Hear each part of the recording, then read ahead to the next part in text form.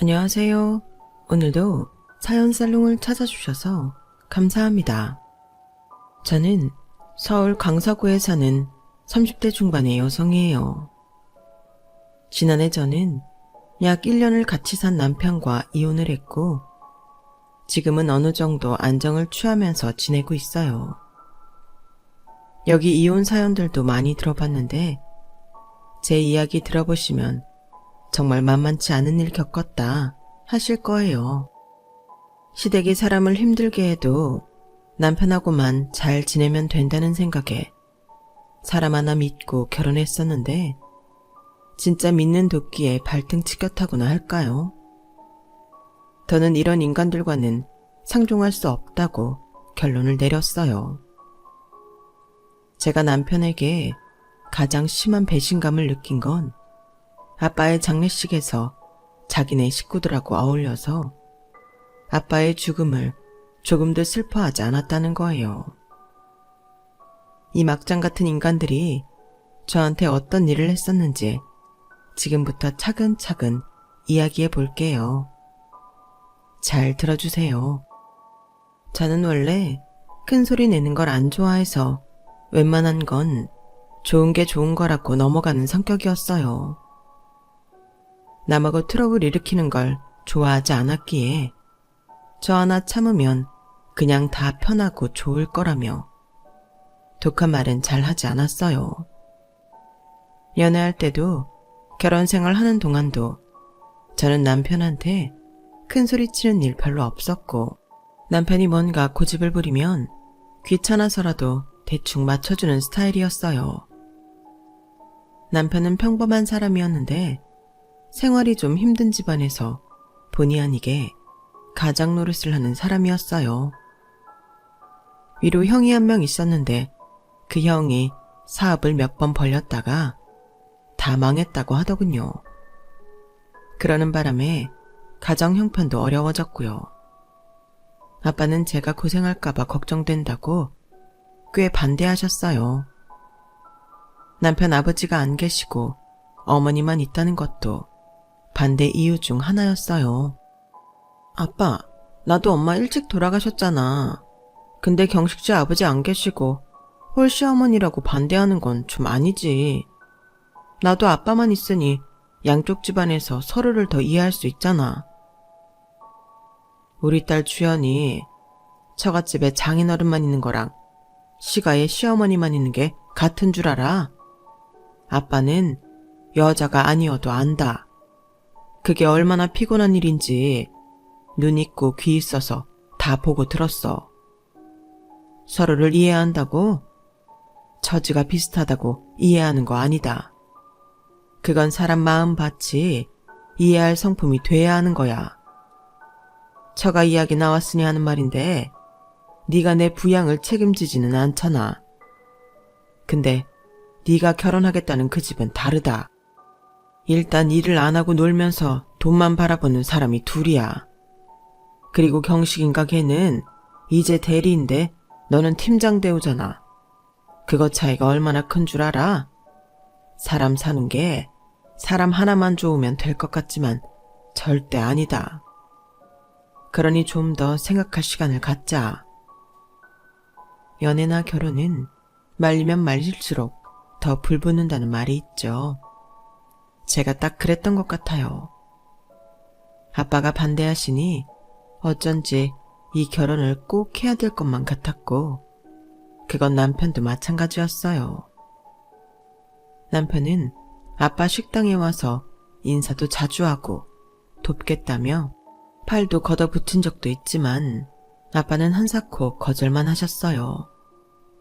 하지만 저와 남편이 워낙 확고하니 아빠도 결국에는 저희한테 져주시면서 6개월 만에 결혼을 허락하셨네요.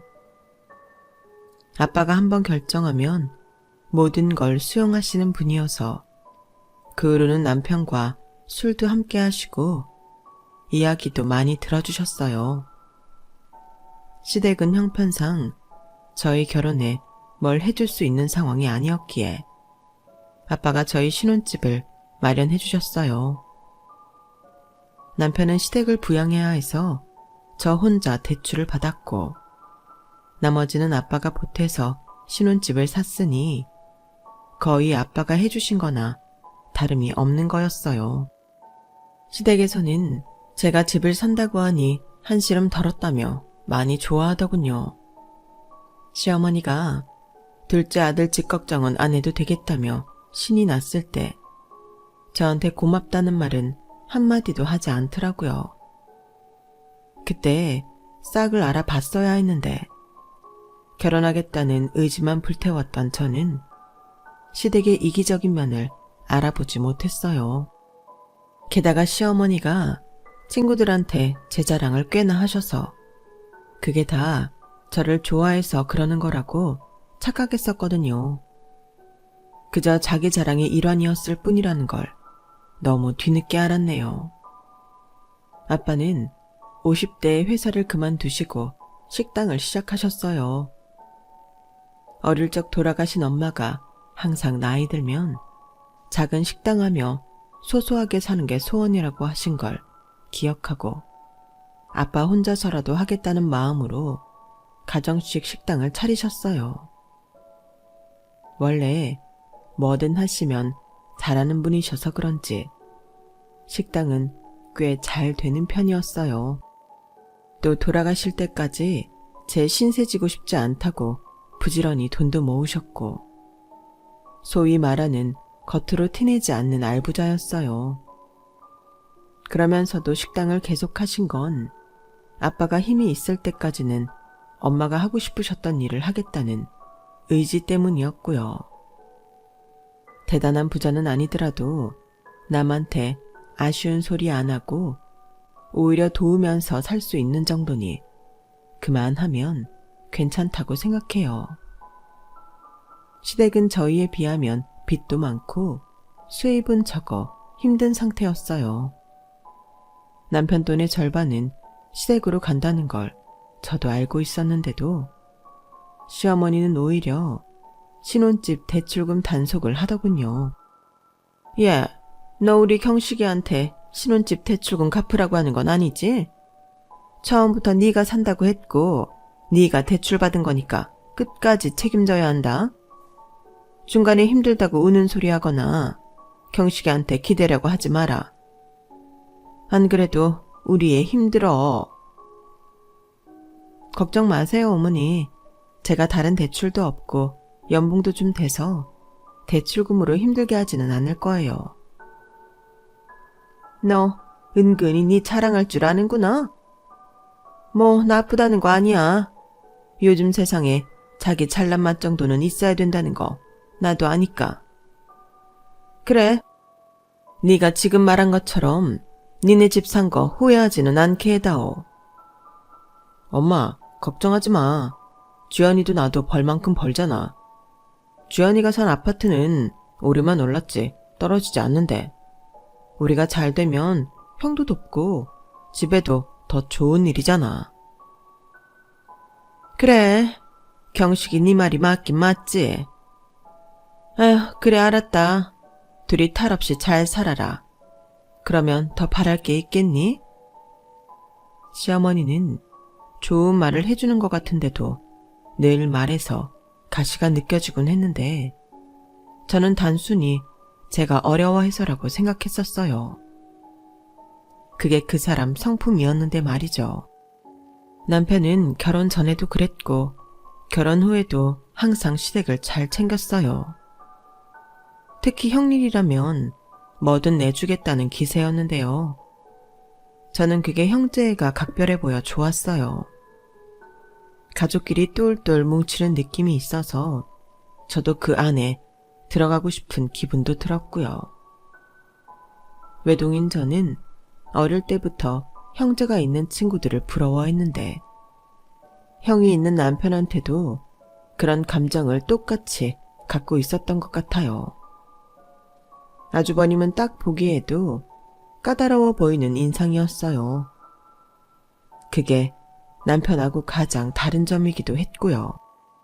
딱 보면 아주버님하고 시어머니는 되게 닮았는데 남편은 그런 까다로운 느낌이 아닌 게 돌아가신 아버지 닮은 것 같더군요.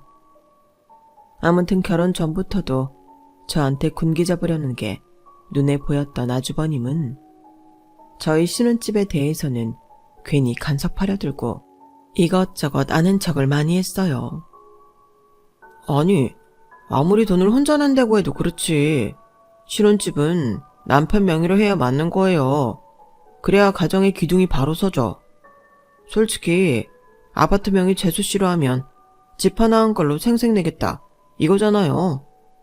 어차피 먹고 사는 건 우리 경식이 돈이 더 들어갈 텐데 진정한 가족이 되려면 돈 문제 따지지 않고 남편한테 내줄 건 내주고 해야 할 건 해야 되는 거 아닌가?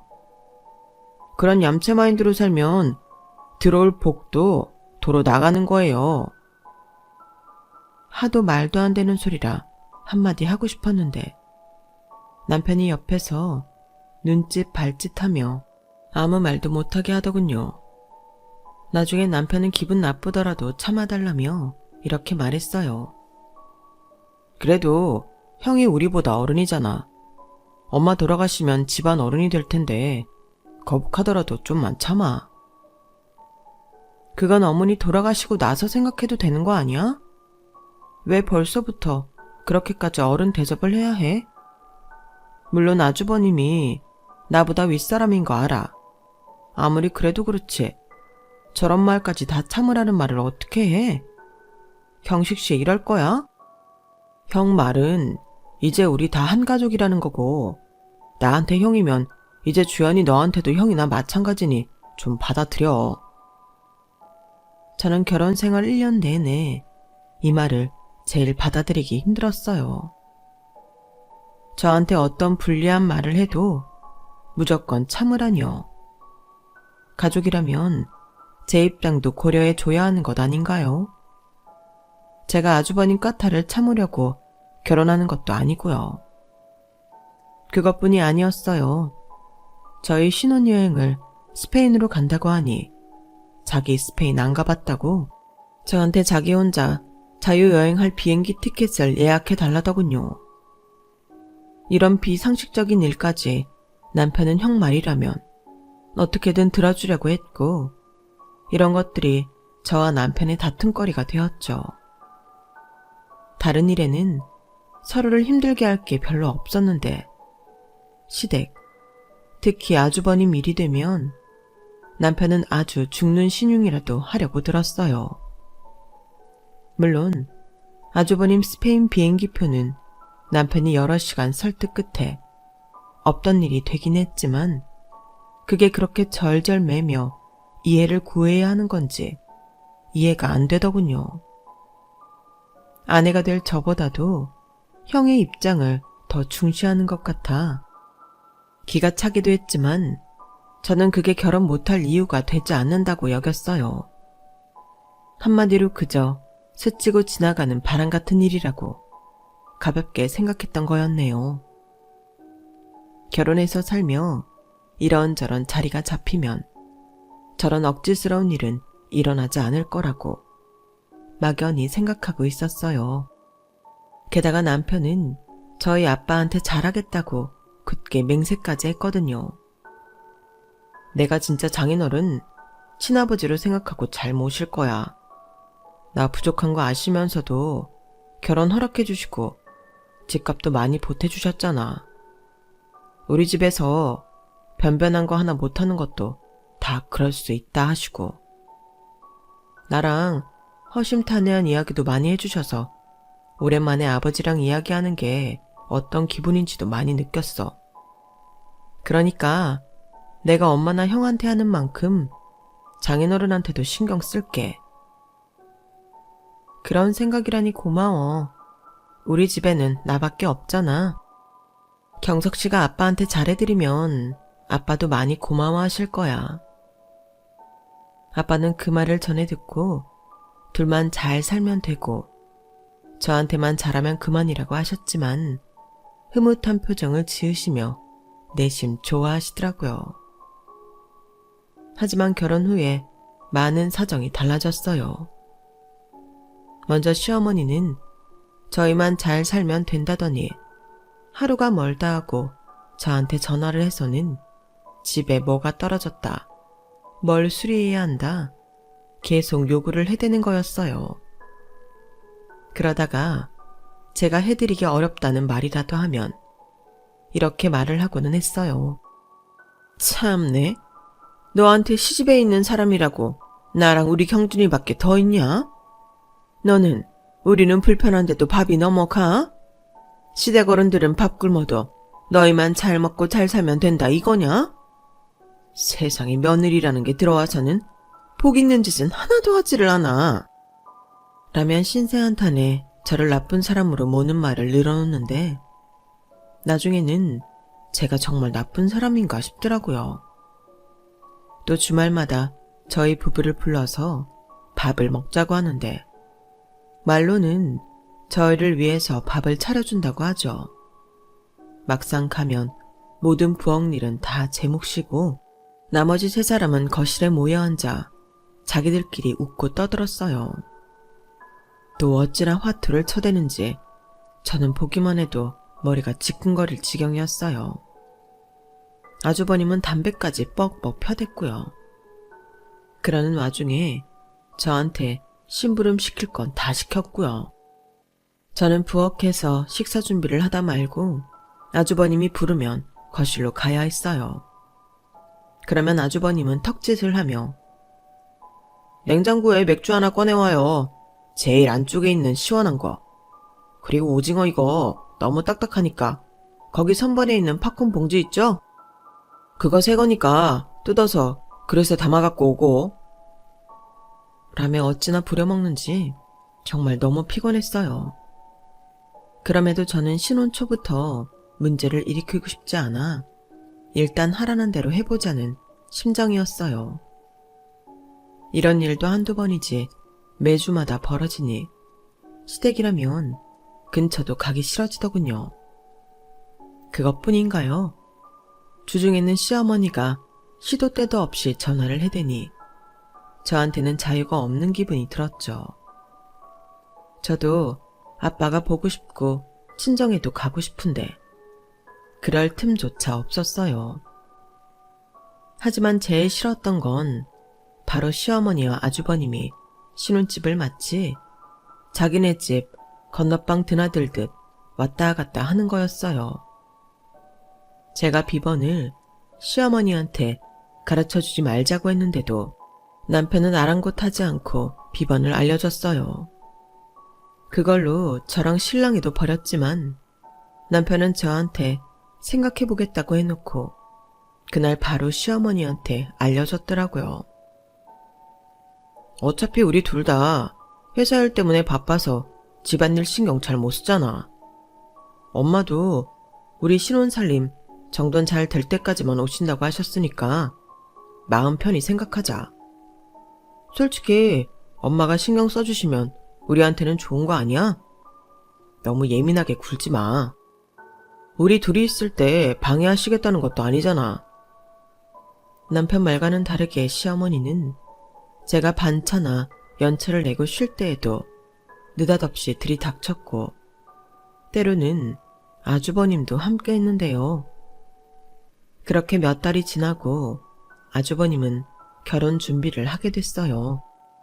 아주버님은 마치 자기 혼초장만 샘플을 보듯이 저희 집을 여기저기 둘러보고 가전제품이나 다른 물건들까지 일일이 들춰봤는데 저는 그게 너무 싫었어요. 경씨가 이 가전제품들은 다 네 돈으로 한 거냐? 아니, 이런 것도 주연이 돈이 더 많이 들어가긴 했지. 나도 그러면 좋겠는데 말이야. 집이나 외제차 이런 거 혼자 못하면 가전제품이라도 비싼 거 내가 책임지려는데 미치겠다. 어디서 집 하나 나한테 뚝 떨어지면 좋겠네. 재수씨, 그런 거 보면 재수씨가 꼭 꽉 막힌 사람은 아니네요. 하긴 뭐 재수씨도 직장 좀 괜찮은 것 빼면 딱히 볼 데 있는 건 아니네. 몇 달간 하도 대도 않는 말들을 많이 들어서인지 저런 말조차 화는 나도 일일이 신경 쓰고 싶지 않더라고요. 그런데 슬슬 시어머니나 아주버님이나 제가 집 사는 데에 돈을 보태주기를 바라는 눈치를 내비쳤어요. 아주버님이 결혼하려는 여자는 꽤 사는 집 같기는 했지만 그 집에서는 아주버님 직업도 확실하지 않고 시댁이 잘 사는 것도 아니니 깐깐하게 나오는 것 같더라고요. 그럼에도 아주버님은 그 여자와 결혼하고 싶어 했어요. 야, 미술 전공이야. 그게 평생 얼마나 써먹을 때가 많은 줄 알아? 이거는 굳이 어디 출근해서 일하지 않아도 된다니까. 집에서 집안일 하면서 재택으로 돈도 벌 수 있는데 여자가 이쁘기까지 해. 그럼 말 다 한 거 아니야? 그 여자는 아주버님이 뒤에서 이런 천박한 말을 하는 걸 알기는 하는지 정말 녹음해서 들려주고 싶은 심정이었어요. 그리고 얼마 후 아주버님은 저와 남편이 있는 자리에서 노골적으로 집값을 보태달라는 말을 했어요. 물론 남편한테만 말하는 것처럼 했지만 저 들으라는 거였죠. 단도직입적으로 말할게. 나 집 사는 거 경식이 너도 보태야지. 얼마 보탤래? 너네도 나 결혼하는 거 바라고 있었잖아. 이 결혼 놓치면 앞으로 어떻게 될지 모르는데 집값 같은 거는 확실하게 보태주면 좋겠다. 물론이지 형. 나도 마음만은 진짜 뭐든 다 해주고 싶어. 우리 형인데. 나한테는 아빠 대신이고. 그렇게 큰 한숨을 쉬며 저를 쳐다보는 남편이 참 어이없더군요. 아주버님이 가고 나서도 남편은 계속 마음 아프다는 말만 했어요. 저는 들은 척만 척하고는 제 할 일만 했죠. 제가 생각보다 냉정하게 나오니 남편은 제 눈치를 보더군요. 그리고 며칠 후 남편은 저한테 정말 말 같지도 않은 소리를 했어요. 우리 형 집 대출받아서 사주자. 형이잖아. 나도 대출 좀 알아볼 테니까 주연이 너도 좀 받아봐. 가족끼리 이럴 때 서로 도와야 하지 않겠어? 주연이 너는 대출 받을 때 꽤 되지 않아? 말을 안 해서 그렇지 엄마나 형도 네가 해주길 바라고 있어. 언제까지 어른들 우리 눈치만 보게 할 수는 없잖아. 아주버님은 그렇게 돈이 없어? 여태 돈도 안 모으고 뭐 하셨대? 형도 잘 살아보려고 했지. 그냥 일이 안 풀렸을 뿐이야. 근데 앞으로는 달라지지 않겠어? 좋은 사람하고 결혼도 하는데. 잘 모르겠네. 지금까지 일이 잘 안 됐는데 결혼한다고 일이 갑자기 잘 되나? 물론 나도 어느 정도 보탤 생각은 하고 있었어. 근데 나더러 대출받아서 집을 하자고? 그건 아니지. 누가 너만 대출받으래. 나도 받는다고. 경식씨 대출 얼마나 받을 수 있는데? 어머니랑 아주버님 생활 때문에 대출받은 거 꽤 되잖아. 그럼 결국 다 내 몫인데 나는 그렇게까지 할 여유 없어. 우리 미래도 대비해야지. 그리고 아주버님 문제는 아주버님이 책임져야지. 그럼에도 남편은 기어이 또 대출을 받고 저한테도 계속 대출을 받으라고 강요 아닌 강요를 하더라고요. 그 바람에 저는 남편과 크게 싸우게 됐어요. 왜 내 대출을 경식씨가 받으라 말아 하는데? 한 번만 더 해봐. 이혼이다. 알았어? 야, 이럴 때 돕고 살려고 결혼하는 거 아니야? 그런데 대출 좀 받자고 하는데 그것도 다른 문제도 아니고 지방 경사이고 우리 형 일이라서 그러는데 이혼이라고? 왜? 이보다 더 하찮은 경제 문제로도 이혼 많이 해. 근데 내 돈을 생으로 다 내놓으라는 거나 마찬가지인데 그걸 누가 좋다고 해. 게다가 이렇게 강요까지 하는데. 부부는 한마음 아니냐? 너도 우리 가족이 됐으니 함께 힘을 합치자는 뜻인데 왜 그렇게까지 선을 그어? 이럴 때만 가족이고 힘을 합치자고 하네. 언제 나를 자기네 사이에 끼워줬다고. 양심이 있으면 가슴에 손을 얹고 생각해봐. 가족 거리면서 셋이서만 어울려 다니고 나는 뒤치다거리만 하잖아. 아주버님 도와주고 싶으면 형편되는 만큼만 해. 그 이상은 곤란해. 네가 대출 가능한 것도 형편이 되는 거야. 대체 어디까지 해줘야 가족의 도리를 다하는 건데 우리 허리를 졸라매면서까지 해야 되는 이유를 모르겠네. 그렇게 저와 남편의 사이가 험악해지고 분위기가 좋지 않은 가운데 시간이 흘렀고 저에게는 청천벽력 같은 일이 일어났어요. 바로 저의 든든한 버팀목이었던 아빠가 갑자기 돌아가신 거였어요. 아빠는 식당 오픈하러 가는 길에 쓰러져서 병원으로 옮겨졌지만 제가 도착하기 전 심근경색으로 제 곁을 떠나셨어요. 임종도 지키지 못한 저는 말 그대로 세상이 무너지는 경험을 했죠. 너무 충격을 받아서인지 아빠가 돌아가셨다는 말을 듣고 몇 시간의 기억이 지우개로 지운 것처럼 사라져버렸어요. 그런 가운데 제 정신을 번쩍 나게 한 건 바로 남편의 말이었어요. 갑작스러운 장례 때문에 식당 직원들이 나서서 저를 도와주는데 남편이라는 작자가 옆에서 이런 말을 하더군요. 주연아, 장인어른 무슨 심각한 빚 같은 건 없었지?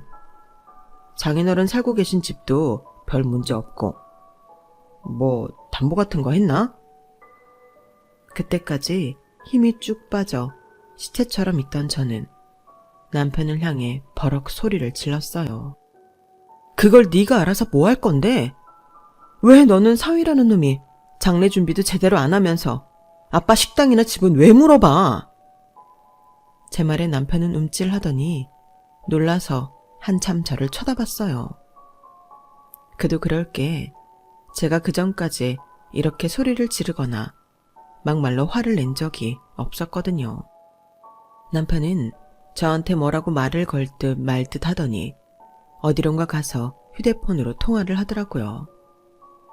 그런데 남편 통화 내용을 들은 아빠 식당 직원 한 명이 저한테 와서 어이가 없다는 듯 말을 전했어요.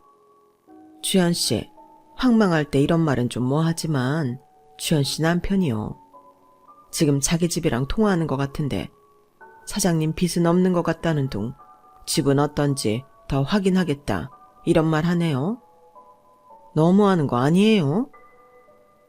저 역시 남편이 결혼하면 아빠한테 그렇게 잘하겠다는 그 말과는 180도 다른 행동만 보여준 데다가 아빠의 죽음을 슬퍼하기보다는 뭔가 챙기려고 하는 모습에 배신감을 느끼고 있었어요. 그런데 남한테까지 저런 모습을 뻔뻔하게 보이다뇨. 저는 그나마 남아있던 정남이까지 떨어졌어요. 그런데다가 빈소에 찾아온 시어머니와 아주버님은 더 제 속을 질러놓기만 했어요. 사돈 식당은 어떻게 할 거냐? 네가 회사 다니면서 식당 경영까지는 할 수 없잖아? 듣자 하니 꽤 장사가 잘 된다던데? 그거 우리 큰아들 경준이가 하는 것도 나쁘지 않겠다. 나머지 재산 문제도 정리가 되면 우리 목 빼놓으면 안 된다. 재수씨는 진짜 복이 많은 사람이네요. 우리 예비마누라도 이 정도 복은 있어야 되는데. 아니, 누가 젊은 나이에 이런 큰돈을 힘들이지 않고 갖겠어요? 대한민국에 그런 사람 몇 안 돼요. 재수씨는 진짜 몇 % 안에 드는 사람이라니까요. 이게 아버지를 잃은 사람한테 할 소리인가요? 저는 그제야 시댁 인관들과 남편의 본 모습을 똑똑히 알게 됐어요. 일단 차분히 장례를 치루었고 아빠 유산 상속 문제도 차근차근 정리해 나갔어요. 남편은 이제나 저제나 제가 무슨 말을 해줄지 궁금해서 못 견디는 게 눈에 보였지만 본체 만체 했어요. 그러다가 어떻게 알아봤는지 하루는 퇴근하고 오더니 다급하게 저한테 이렇게 말했어요. 주연아, 너 장인어른 집 안 판다고 했다며?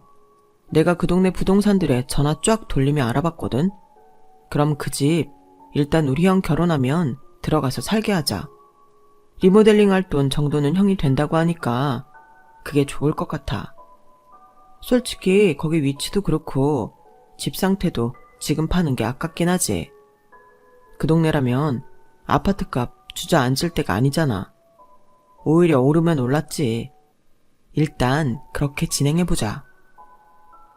저는 이 인간이 어떻게 머리를 굴려서 제가 아빠 집 내놓지 않은 걸 알았을지 그게 더 기가 차더군요. 아마도 제 남편이라면서 아파트 내놓을 듯 운을 띄어봤겠죠. 그동안 지켜본 남편은 그러고도 남을 사람이었어요. 저는 어떻게 나올지 보려고 한번 떠봤어요. 그럼 전세를 받아야 하나? 아니면 월세? 아주버님은 뭐가 편하시대? 그러자 남편 얼굴이 험악하게 굳더니 저를 훈계하듯 호통이더군요. 뭐가 어째? 지금 가족끼리 이런 걸로 돈 계산을 하자는 거야? 어떻게 사람이 이렇게 깐깐하게 굴어? 아니, 그 집 놀리면 뭐하냐고. 지금 당장 팔 것도 아니고 네가 들어가서 살 것도 아닌데 형들어 전셋값을 내라는 거야? 너무 그렇게 살지 마라. 다 돌려받는다. 안 그래도 결혼 이야기 진척 안 돼서 하루가 다르게 말라가는 형 보면서 그런 말이 나와? 그러지 말고 이럴 때 우리가 형한테 든든한 힘이 돼주자. 저는 이 인간들의 잔머리 굴리는 검은 속셈이 질리기 시작했어요. 제가 말없이 쳐다만 봤더니 남편은 제가 지 말에 수긍한 줄 알고 신이 나서 말을 이어가더군요. 그럼 형한테 그렇게 전한다. 그 집 비번은 전하고 똑같지? 와, 나 장인어른 돌아가셨다는 말 듣자마자 퍼뜩 그 집부터 떠오르더라고. 장인어른이 이렇게 우리한테 베풀고 가시는구나 싶은 게 절로 감사하다는 말이 나왔거든. 와, 어떻게 그 순간 그런 생각을 해? 대단하다. 제가 그러자 남편은 제 표정을 보더니 얼굴이 빨개지며 물론 너무 슬프고 당황스러웠지. 장인어른한테 자식 노릇도 제대로 못 해봤는데 너무 죄송했지. 라며 변명을 했지만 이미 때는 늦었죠. 저는 남편이 시댁에 연락하며 헛꿈에 부풀어 있는 동안 방에 들어와 몰래 부동산에 아빠 집을 내놓았고 이혼 변호사를 알아보았어요. 그러는 김에 저희 신혼집도 같이 내놓았고요. 그 인간 흔적이 있는 데는 제가 전세나 월세 놓으며 갖고 있는 것도 싫을 만큼 일말의 정도 없어졌거든요.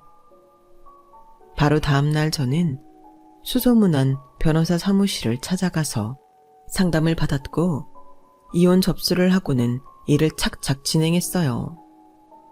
그 사이 저희 아빠 집 비밀번호를 바꿔놓자 남편은 왜 비번을 바꿨냐며 저를 닥달했고 시어머니나 아주버님도 저한테 인간이 되라는 둥 적당히 괴롭히고 내놓을 거 내놓으라는 둥 협박 아닌 협박을 하는 말들을 늘어놓았어요.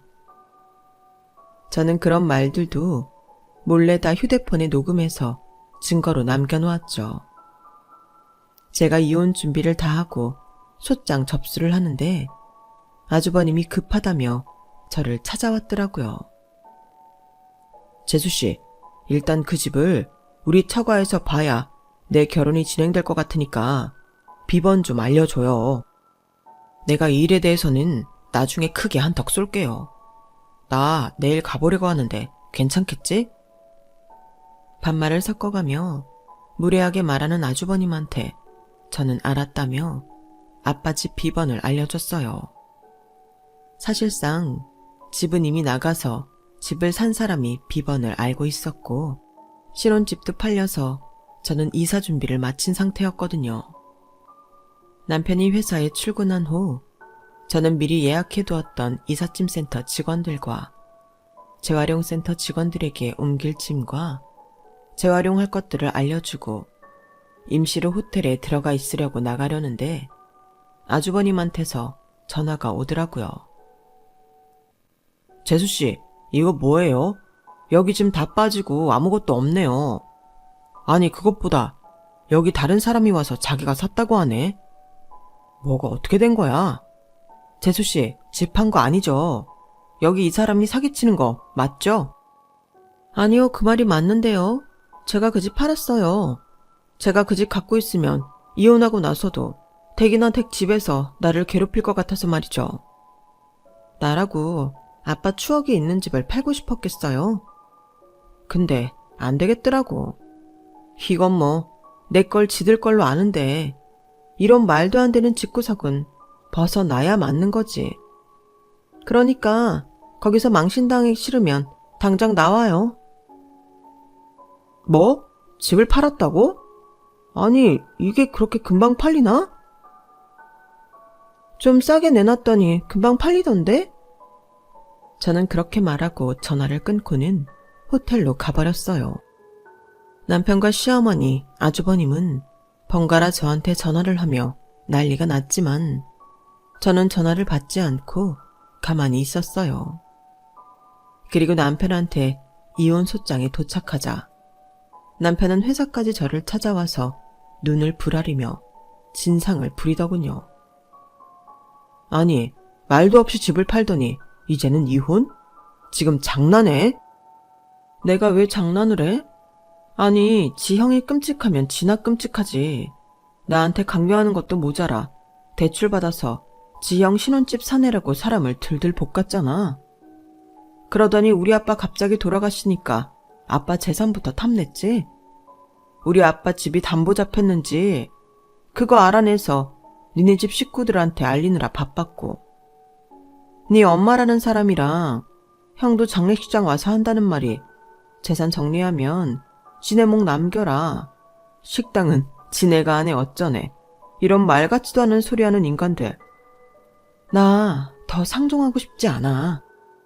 제가 카페 안이 떠나가라 큰 소리로 말하자 남편도 부끄러운 건 아는지 더 말 못하고 바쁘게 자리를 뜨더라고요. 하지만 남편은 그 후에도 계속 진상을 부렸어요. 야, 네 마음대로 우리 살던 집까지 팔아? 이거 말이 안 되는 거야. 우리 부부야. 모든 재산은 공동으로 소유한 거라고. 그럼 너 집 한 값 반 내놔. 네 멋대로 집 한 거니까 이건 나도 걸고 넘어질 테니 그렇게 알고. 너 진짜 어디서 알아보지도 않고 무식한 거 뽐내는구나. 어디 네 마음대로 해보세요. 변호사라도 찾아가 알아보라고요.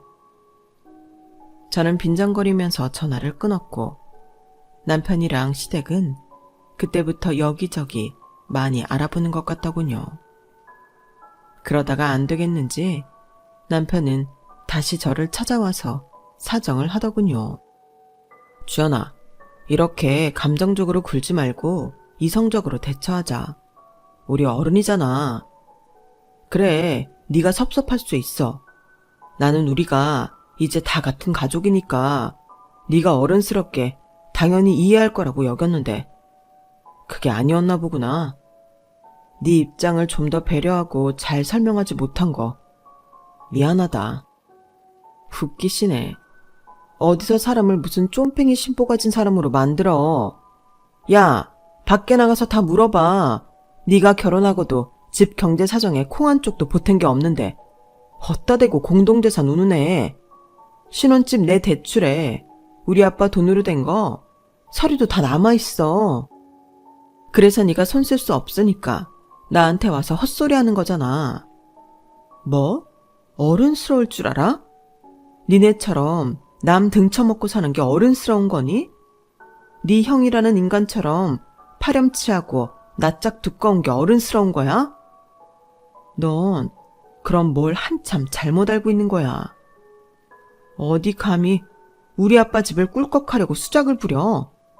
아무리 도둑놈 심보여도, 아니 도둑이라도 그러지는 않을 거다.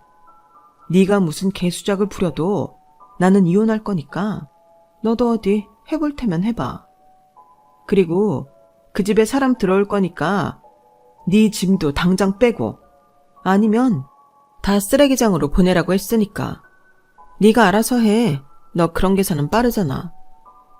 야, 심주연. 모든 게 다 네 뜻대로 될 것 같아? 절대 아니야. 너야말로 네 뜻대로 안 되니까 나한테 이랬다 저랬다 하는 거잖아. 이제는 또 협박이야? 그러니까 변호사 선임하고 해볼 테면 해보라고. 아빠 장례식장에서도 우리 아빠 재산 갖고 지들끼리 쑥덕거리는 그런 양심도 없는 인간들 손을 과연 법원이 들어줄까? 게다가 나는 증거도 다 있고 서류상 문제될 것도 없는데.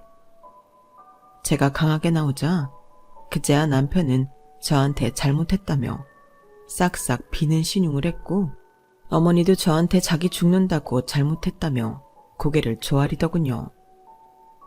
얘 새아가 우리가 100번 1000번 잘못했다. 네 기분 풀릴 때까지 사과하마. 그러니 제발 우리 경식이랑 이혼만은 하지 말아다오. 응? 제발 부탁이야. 하지만 이제 저한테는 그런 말이 통하지 않았죠. 그런 와중에도 아주버님은 저한테 미안하다는 문자 한 통이 없었어요.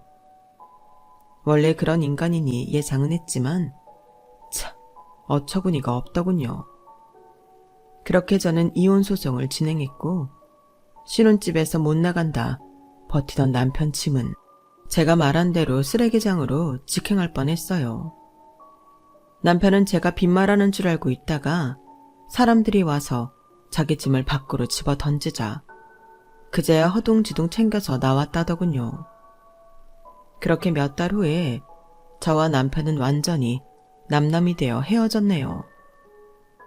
처음에는 이혼이라는 게 무섭고 두려웠는데 정말 평생을 함께할 가치가 있는가 잘 생각해보고 결단을 내리니 생각보다 어렵지 않았어요. 결혼 전에 아무리 잘하고 좋은 말을 해도 결혼하고 나서 변하니 모든 게 참 허무하더라고요. 누구든 자기가 급하면 좋은 말은 할 수 있는 거 아니겠어요? 사람은 안 좋은 상황에서 어떻게 대처하는지를 봐야 그 사람에 대한 진면목을 알 수 있겠더라고요. 그렇게 저는 혼자가 되어 아빠를 그리워할 때가 많지만 시간이 지날수록 점차 안정이 되고 좋아지고 있어요. 아빠가 제 이혼을 속상해 하시겠지만 제가 계속 사는 것보다는 낫다고 해주실 거라 믿고 있네요. 진작에 아빠 말을 들을 걸 후회도 되고요. 이제부터 저의 삶은 후회 없도록 잘 헤쳐나가야겠어요. 그럼 들어주신 모든 분들 감사드리고요. 언제나 행복하시길 빌게요. 여러분, 사연 댓글에 응원과 현명한 조언 부탁드려요. 좋아요와 구독은 저에게 큰 힘이 됩니다. 오늘도 좋은 일 가득하세요.